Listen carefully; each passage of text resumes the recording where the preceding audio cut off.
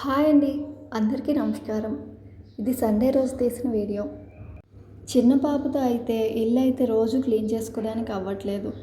మా ఆయన సండే రోజు ఇంటికాడే ఉంటారు కాబట్టి ఇలా ప్రతి సండే చక్కగా ఇల్లంతా శుభ్రం చేసుకుంటా. ఈ మాప్ స్టిక్ అయితే చక్కగా పనిచేయట్లేదు. కొన్ని రోజులకే పాడైపోయింది. స్టిక్ అయితే పాడైపోయింది కానీ దానికి వచ్చిన 2 మాప్స్ బాగానే ఉన్నాయి. ఇంకా పడేయ బుద్ధి కాక ఇలా కాల్తో గట్టిగా నీరు పిండేసి యూస్ చేసుకుంటున్నా. మళ్ళీ కొత్త స్టిక్ కొనాలంటే ఒక 500-600 ఉండాల్సిందే.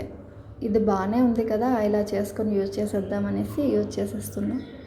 మార్నింగ్ 5కి 5:30కి లెగిస్తే ఇంటి ముందు చెట్ల మీద పక్షులు ఫుల్గా ఉండి కిలకిలా అంటూ ఉంటాయి. ఎంత బాగుంటుందో ఆ వాతావరణం.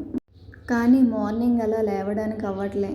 మా పాప వచ్చేసి 11:30-12 వరకు అసలు పడుకోనివ్వదు. అలా అయితే మార్నింగ్ ఇంకెలా లేస్తాం చెప్పండి. కానీ రేపు సండే కదా, ఇల్లంతా క్లీన్ చేసుకోవాలి, ఎలానో కొంచెం త్వరగా లేచి క్లీన్ చేసుకుందామని అంటే మా ఆయన వచ్చేసి రేపు నువ్వు త్వరగా లెగిస్తే నా పని అవ్వదు అని అన్నారు. అసలు ఏం పని అని అనుకుంటున్నారా? స్కూల్ నుండి కాపీస్ తెచ్చారు, అవి చెక్ చేసి రిజల్ట్ ఇవ్వాలంట. నేను త్వరగా లెగ్సానంటే నాతో పాటు పాప లెగిస్తే మళ్ళీ పట్టుకునే వాళ్ళు ఉండరని చెప్పి నాకు ఒక 7 వరకు పొడవు, 7కి లెగిసి చేసుకో అని చెప్పారు. ఇక చేసేదేముంది, 7కే లెగిసి మొత్తం ఇల్లంతా క్లీన్ చేసుకున్నా. ఫస్ట్ అయితే లేచిన వెంటనే స్నానం అయితే చేసేసా. స్నానం చేశాక ఇల్లంతా శుభ్రం చేసుకున్నా. నేను ఆ వైట్గా ఉన్న 2 రూమ్స్ క్లీన్ చేస్తే మిగిలిన ఇల్లంతా మా ఆయన క్లీన్ చేశారు. అయితే చక్కగా క్లీన్ అయిపోయింది. కానీ పిల్లల ఇల్లు తర్వాత ఏమవుతుందో మనందరికీ తెలిసిందే. తర్వాత వంటగదిలోకి వచ్చేసి పాప కోసమని ఇక్కిరి చేస్తున్నా, మా కోసం అని చెప్పి రాగి జావ చేస్తున్నా. రాగి జావనే మా సైడ్ అయితే తీనంబలి అని పిలుస్తారు. అదే నార్మల్ అంబలిని అయితే మా సైడ్ వచ్చేసి నూకలు ఇంకా తర్వానేసి చేస్తారు. నాకైతే తర్వాని ఎలా పెడతారో తెలీదు. ఒకవేళ పెట్టినా సరే అస్సాంలో పడే వర్షాలకి చక్కగా ఉంటుందా లేదా అని గ్యారంటీ లేదు. రాగి జావ ఉండలుండలుగా కాకుండా చక్కగా రావాలంటే వాటర్ మరిగాక సిమ్లో పెట్టేసి మంటను, ఆ తరువాత ఒకసారి గంటితో ఆ వాటర్ని కలిపేసి ఆ తరువాత పిండిని వేసుకుంటే ఉండలుండలుగా కాకుండా ఉంటుంది. మళ్ళీ మనం ఇలా పిండి వేసుకున్నాక ఒక 2-3 సెకండ్స్ అలా కలుపుతూనే ఉండాలి, గరిటె తీయకుండా. అప్పుడే ఉండలుగా కాకుండా వస్తుంది. ఇక అందరము బ్రేక్ఫాస్ట్ చేసేసాక ఈరోజు సండే కదా, అలా 4 గోడలు చూస్తూ ఇంట్లో ఎంత కూర్చుంటామని చెప్పి కాసేపు అలా సండే మార్కెట్కి తీసుకెళ్ళమని మా ఆయన అడిగా. ఇక మా పాపకి పిలకలు వేయాలంటే ఒక పెద్ద టాస్క్. ఇంకా ఆ పిలకలు ఇంటికి వచ్చే వరకు ఇప్పకుండా ఉంచాలంటే అది ఇంకో పెద్ద టాస్క్. లేదంటే దారంతా పీకి పడేస్తూ ఉంటుంది ఆ పిలకల్ని. ఇక్కడ పాపకి షూసేసి బెడ్ పైన ఏంటి కూర్చోబెట్టామని అనుకోకండి. ఇవి వాళ్ళ నాన్న నిన్నే కొత్త షూస్ తెచ్చారు. పిల్లలైనా సరే కింద తిరిగిన షూస్తో చెప్పులతో మంచం ఎక్కించకూడదు. ఎందుకంటే మళ్ళీ ఆ ఇసుక ఇవన్నీ అంటుకొని మళ్ళీ వాళ్ళే ఆడుతారు కదా ఆ మంచం మీద. ఫస్ట్ అయితే రబ్బర్ బ్యాండ్స్తో పిలకల్ని వేసా, దానిపైన హెయిర్ బ్యాండ్స్ పెడుతున్నా. బేబీస్ రబ్బర్సు, హెయిర్ బ్యాండ్స్, క్లిప్స్ అన్నీ బాగా కలిపి ఉన్నాయి కదా అనేసి ఈ బాక్స్ తీసుకున్నాం. కానీ రబ్బర్స్ అయితే తొందరగా తెగిపోతున్నాయి, హెయిర్ బ్యాండ్స్ అయితే సాగిపోతున్నాయి 1 డేకే. ఇక్కడ వచ్చేసి రెడీ అయిపోయి బయటికి వెళ్ళిపోతుంది. మేము వచ్చేంత వరకు వాళ్ళ అన్నయ్యతో బయట ఆడుకుంటుంది చక్కగా. ఎవరింట్లో అయినా ఇంట్లో చిన్న వాళ్ళదే కదా రాజ్యం. ఇక్కడ కూడా అంతే. వాడు జుట్టు పట్టి లాగేస్తుంది, కొట్టేస్తుంది. వాడినే కాదు మమ్మల్ని కూడా జుట్టు పట్టి పీకుతూ ఉంటుంది. నైట్ అయితే చాలు ఇంకా అందరికీ ఇదే పని చేస్తుంది. ఇక్కడ చూడండి వాళ్ళ నాన్న చేయి పట్టుకొని ఎంత చక్కగా మార్కెట్కి నడుచుకొని వెళ్ళిపోతుందో. ఇక మార్కెట్కి వచ్చేసాం. ఇక్కడైతే సండేకి ఊర్లలో పండించుకున్న రైతులంతా తమ పంటని తీసుకొచ్చి చక్కగా అమ్ముకుంటారు సండే మార్కెట్లో. ఇక్కడైతే చాలా రకాల చేపలే ఉన్నాయి. కానీ ఇందులో కొన్ని రకాలైతే నేను తినగలను కానీ అన్నీ తినలేను. ఆంధ్రాలో సముద్రం చేపలు తిని ఇక్కడ నదీ చేపలు, చెరువు చేపలు తినడానికి కొంచెం టేస్ట్లెస్ అనిపిస్తూ ఉంటాయి. ఇంటికి వచ్చేసాక వాళ్ళ నాన్న పైనాపిల్ కట్ చేసి ఇస్తే చూడండి ఇద్దరు చక్కగా తింటున్నారు. ఇక ఆ తర్వాత వచ్చేసి బట్టలు ఉంటే కొన్ని వాషింగ్ మిషన్లో వేసి నార్మల్ వాష్ పెట్టా. ఇక మొన్న ఒక రోజు అయితే మా పాప టాయిలెట్ బట్టలతో డైపర్ కూడా ఉంటే నేను చూడకుండా వాషింగ్ మిషన్లో వేసేసా. మొత్తం లోపల మెటీరియల్ అంతా వచ్చి ఆ టబ్బు మొత్తం అంటుకుంది. నాకైతే ఎక్కడ ఖరాబ్ అయిపోద్దా అని చాలా భయం వేసింది. ఇక్కడ చూడండి మా పాప ఇసుకలో ఎంత చక్కగా ఆడుకుంటుందో. కాస్త చూడకపోతే ఆ ఇసుకైనా లేకపోతే రాళ్ళైనా నోట్లో పెట్టేస్తుంది. ఇలా నోట్లో ఏమైనా పెట్టిన వాళ్ళతో చాలా జాగ్రత్తగా ఉండాలి. ఎన్ని చేస్తుంటుందో ఇప్పటికీ కూడా నోట్లో ఏం పెట్టడం మానదు. ఇక బట్టలు వాష్ అయ్యాక వాటిని బయట ఎండేస్తున్నా. ఈరోజు అయితే ఎండ అయితే రాలేదు, మంచి వాతావరణం ఉంది, గాలి వేస్తుంది, వర్షం కూడా పడట్లేదు కానీ వర్షం పడే వాతావరణమే ఉంది.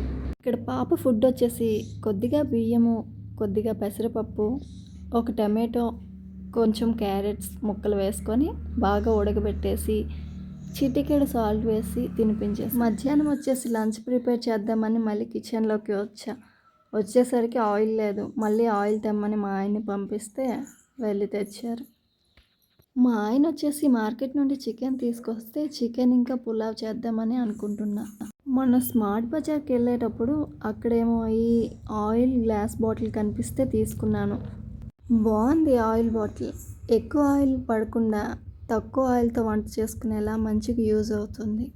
ఇప్పటికే చాలా టైం అయిపోయిందని చెప్పి 2 పక్కల స్టవ్ మీద 2 కుండలు పెట్టి త్వరగా వండేస్తున్నాను. అటు సైడ్ పులావ్ కోసం, ఇటు సైడ్ చికెన్ కోసం అని చెప్పి. ఇక పులావ్ కోసం అని చెప్పి కొద్దిగా నెయ్యి వేసుకున్నాను, కొద్దిగా ఆయిల్ వేసుకున్నాను. అందులోకి జీలకర్ర, కొన్ని స్పైసెస్ ఉంటే యాడ్ చేసుకున్నాను. కొద్దిగా ఆనియన్స్, 4-5 గ్రీన్ చిల్లీ వేసుకొని ఫ్రై చేసుకున్నాను. ఇటు సైడ్ వచ్చేసి చికెన్లోనికని చెప్పి మళ్ళీ ఆనియన్స్, గ్రీన్ చిల్లీ వేసుకొని 2 ఒకేసారి ఫ్రై చేసుకుంటున్నాను. ఇంతలోనే బెల్ మోగింది. పాలోడు వస్తే మా ఆయన పాలు తీసుకొచ్చి ఇచ్చారు. ఆ పులావ్లోకి వచ్చేసి ఇక టమాటో ముక్కలు, క్యారెట్ ముక్కలు కూడా వేసుకొని, అల్లం వెల్లుల్లి పేస్ట్ కూడా వేసుకొని ఒకసారి ఫ్రై చేసుకొని అందులోకి తగినంత సాల్ట్, ఇంకా 2 కప్పుల వరకు బియ్యాన్ని వేసుకున్నాను. అందులోకి 2 కప్పుల బియ్యానికి 4 కప్పుల వాటర్ని వేసుకొని మూతను పెట్టేసి లో టు మీడియం ఫ్లేమ్లో ఒక విజిల్ వచ్చేంత వరకు ఉడికించుకున్నాను.